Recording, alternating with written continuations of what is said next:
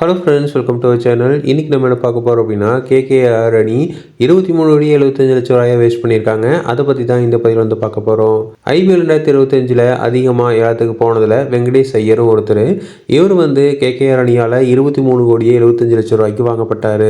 வெங்கடேஷ் ஐயருக்கு இவ்வளோ சம்பளம் தேவையா அப்படின்னு நிறையா வந்து விமர்சனம் செஞ்சுட்டு வந்தாங்க. இந்த நிலையில் தான் வந்து சையது முஸ்டாக் அலி கிரிக்கெட் தொடரில் இவர் தடுமாறி இருக்காரு.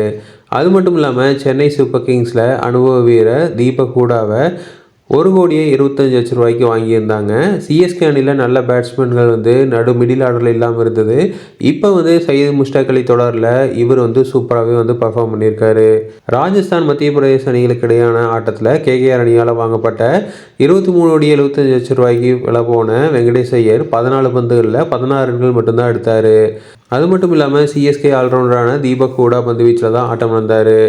அதே மாதிரி பேட்டிங்கில் தீபக் ஹூடா 20 பந்தில் 26 ரன்கள் சேர்த்துருக்காரு. இதில் 2 பவுண்ட்ரி 2 சிக்ஸர்கள் இருக்கும். இவரோட ஸ்ட்ரைக் ரேட் 133 அப்படிங்கிற லெவலில் இருக்குது.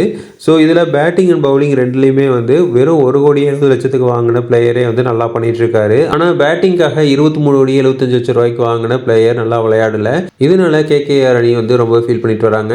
ஸோ என்ன நடக்குது அப்படிங்கிறத பொறுத்து வந்து பார்க்கலாம். தொடர்ந்து இது மாதிரி இன்ஃபர்மேஷன் வேணும் அப்படின்னு எங்கள் சேனல் சப்ஸ்கிரைப் பண்ணுங்கள். தேங்க்யூ.